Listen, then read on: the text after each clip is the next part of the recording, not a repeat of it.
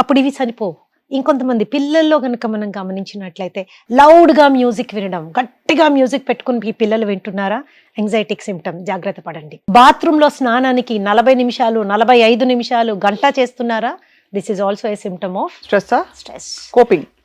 It is also a symptom of stress. And even washroom కి వెళ్ళి toilet మీద ఎక్కువసేపు కూర్చోవడం కూడా స్ట్రెస్. ఎగ్జాక్ట్లీ.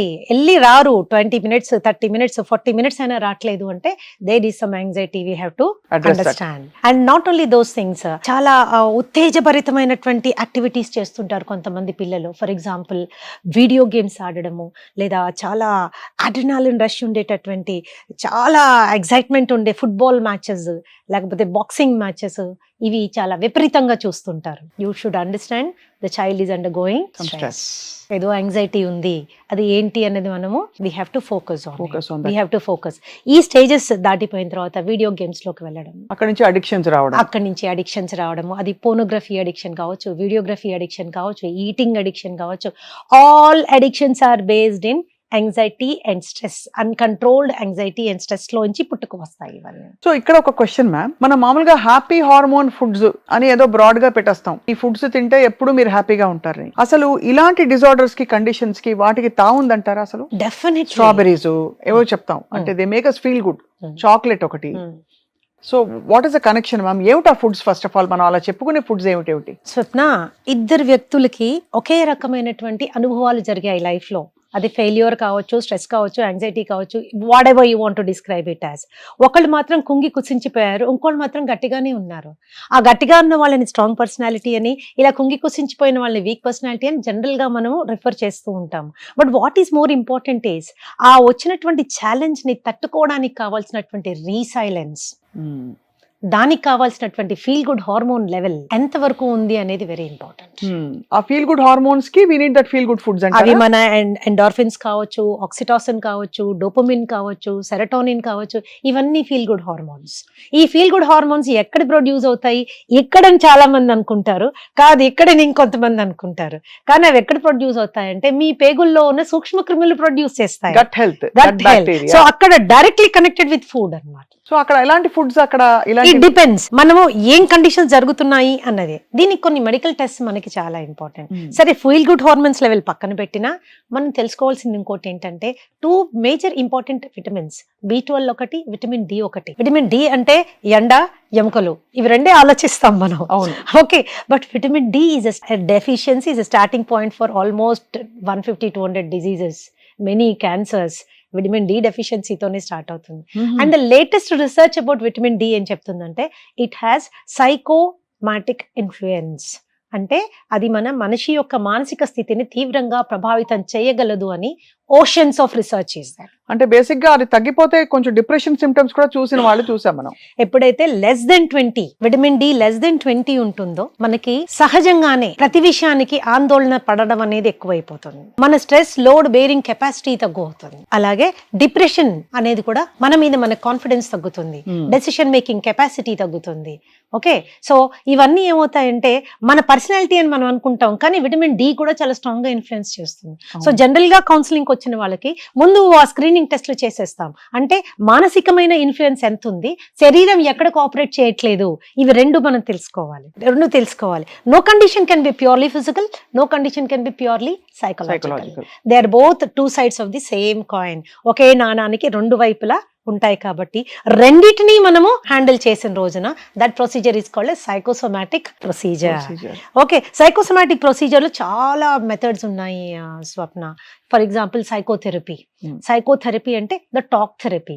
ఆ వచ్చిన వ్యక్తిని ఆయన అనుభవించే స్ట్రెస్ ని తగ్గించడానికి మనము ఇచ్చే టాక్ థెరపీని మనం సైకోథెరపీ అంటాం. సో ఆ టాక్ థెరపీ ద్వారా అవి తగ్గి ఆ వ్యాధులు కూడా తగ్గుతాయండి. తగ్గి అంటే ప్రాసెసింగ్ లో మనం హెల్ప్ చేస్తాం. అది ప్రాసెసింగ్ లో మనం హెల్ప్ చేస్తాం కాబట్టి చాలా క్విక్ గా శరీరం మీద, డిజీజ్ మీద, మనసు మీద కంట్రోల్ వస్తుంది. అది దట్ ఈస్ ఈ సైకోథెరపీలో most important cognitive behaviour therapy.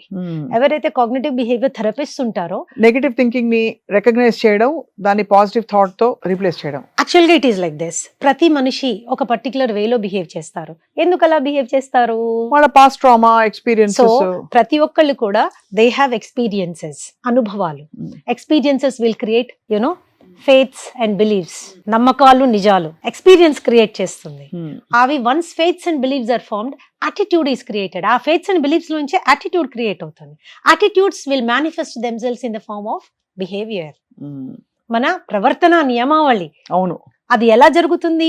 మనకు జరిగిన అనుభవాలు, ఆ అనుభవాల నుంచి మనకు ఏర్పడినటువంటి నమ్మకాలు, బిలీఫ్ సిస్టమ్, ఆలోచనలు, బిలీఫ్ సిస్టమ్స్. సో ఎక్కడైనా మనకి ఒక బిలీఫ్ సిస్టమ్ ఎరోనియస్ గా ఫామ్ అయింది అనుకుందాం. ఓకే, ఎరోనియస్ గా ఫామ్ అయినప్పుడు మన ప్రవర్తన కూడా తదనుగుణంగా ఎరోనియస్ గా ఉంటుంది. అంతే కదా. అంతే. చిన్న ఎగ్జాంపుల్, ఒకసారి మీ స్నేహితుడు ఎవడో మిమ్మల్ని మోసం చేశాడు, ఇది ఊరికనే పొరపాటున జరిగింది. రెండోసారి ఇంకో స్నేహితుడు చేశాడు, మూడోసారి ఇంకో స్నేహితుడు చేశాడు. అయితే జనరల్ గా మనకేమిటి, స్నేహితులు అనే వాళ్ళు ఎవరు లేరు, అందరూ దొంగలే అనే యాటిట్యూడ్ ఫామ్ అవుతుంది. అంతే కదా. ఎలా ఫామ్ అయింది? మన ఎక్స్పీరియన్సెస్. మరి మన ఎక్స్పీరియన్సెస్ ఎగ్జాస్టివా? అవన్నీ కరెక్టా? అవన్నీ రాంగా? They are different. కానీ అప్పుడు దాన్ని ఎలా రిజాల్వ్ చేసుకోవాలి అక్కడికక్కడ? సో మనం ఎప్పుడైతే when we go through CBT process లో వెళ్తామో, డీప్ డౌన్ వెళ్తామో, వాళ్ళ అనుభవాలు, వాళ్ళ నమ్మకాలు, బిలీఫ్ సిస్టమ్స్ గురించి మనం డిస్కస్ చేసుకుంటామో, దెన్ ఎక్కడ ఎర్రర్ ఉన్నది అన్నది క్లయింట్ ఎప్పుడైతే రియలైజ్ అవుతాడో క్షణంలో మారిపోతాడు. ఆ క్షణం ఎప్పుడు వస్తుంది చెప్పలేము. It is a time taking procedure. So this is psychotherapy. Psychotherapy, when you want to go, దీంతో పాటుగా there are physical therapies. అంటే there can be massaging, there can be exercise, there can be yoga, there can be spirituality. They are all therapies. They are all very effective. ఇవన్నీ మనకి effective గా పనిచేస్తాయి. కానీ చాలా అద్భుతంగా అండ్ చాలా తేలికగా ఇన్కార్పొరేట్ చేయగలిగిన therapy food therapy will work effectively. ఎందుకు? రోజు తినాలి మనం. అంతే. రోజు ఖచ్చితంగా తినాలి. ఏ పని చేసినా చేయకపోయినా, ఆలోచించినా చించకపోయినా, భోజనం మాత్రం తప్పదు. అక్కడ కనుక మనము మైండ్ ని కంట్రోల్ చేసుకోగలిగేటటువంటి ఆహారాల దిశగా మనం వెళ్ళామనుకోండి, చాలా వరకు అది మైండ్ ని కావాల్సిన సపోర్ట్ బాడీ ఇస్తుంది. ఆ సపోర్ట్ తీసుకుని మైండ్ బాడీని సపోర్ట్ చేస్తుంది. So it's a 2-way process అన్నమాట. సో ఆ ఫుడ్స్ ఏంటి మ్యామ్? ఆ ఫుడ్స్ తినే మెథడాలజీ ఏంటి? కంఫర్ట్ ఫుడ్ అని వింటాం. Nothing is comfort food. ఏముండదా? ఇది కంఫర్ట్ ఫుడ్, నాకు పాస్తా తిన్నాను, వాళ్ళు చీజ్ తిన్నాను, ఫ్యాట్ తింటే నాకు బాగా మంచి ఫీలింగ్ వస్తుంది, ఇలా ఎందుకు? సేటిటీ ఒకటి కాదు. ఇట్స్ నాట్ తిన్న ఫీలింగ్ ఒకటే కాదు. సో ఏ కండిషన్ కి ఏ ఫుడ్ తింటే మనము ఏ విధంగా దాన్ని కంట్రోల్ చేసుకోవచ్చు. For example diabetes. ప్రపంచం అంతా డయాబెటీస్ తో బాధపడిపోతుంది. జనరల్ గా డయాబెటీస్ ఎలాంటి వాళ్ళకి వస్తుంది? అతి సున్నితమైన మనస్తత్వం కలిగిన వాళ్ళకి వస్తుంది. ఓహో. మంచి వాళ్ళు అంటే వాళ్ళు స్వీట్ పర్సన్స్, అందుకే డయాబెటీస్ కూడా వచ్చేస్తుంది. అయితే లేని వాళ్ళందరూ ఇప్పుడు కొంచెం కొద్దిగా రఫ్ అండ్ టఫ్ గా ఉన్నారు అనుకోవాలి. కొద్దిగా సెల్ఫ్ సెంటర్డ్ గా ఉన్నవాళ్ళు, నాకు నేను అనే ఆలోచన ధోరణి ఉన్న వాళ్ళు త్వరగా డయాబెటిక్ దీనికి రారు. సైకలాజికల్ ఆస్పెక్ట్స్ మనం చూసుకుంటే వెరీ హైపర్ సెన్సిటివ్, అతి సున్నితమైన మనస్తత్వం కలిగిన వాళ్ళు, వాళ్ళకి కలిగిన బాధలు, కష్టాలు, నష్టాలు ఇవన్నీ మర్చిపోలేనటువంటి మనస్తత్వం కలిగిన వాళ్ళు, వాటన్నిటిని ఇక్కడ స్టోర్ చేసుకునే వాళ్ళు. ఒక చిన్న బాధ కలగగానే ఇవన్నీ ట్రిగర్ అవుతాయి అన్నమాట. లాస్ట్ టైం కూడా ఇలాగే జరిగింది, మొన్న కూడా ఇలాగే జరిగింది, ఆ వాళ్ళు కూడా నన్ను ఇలాగే చేశారు, నాకే ఎందుకు జరుగుతుంది? ఈ ప్రశ్నకు జవాబు ఉండదు.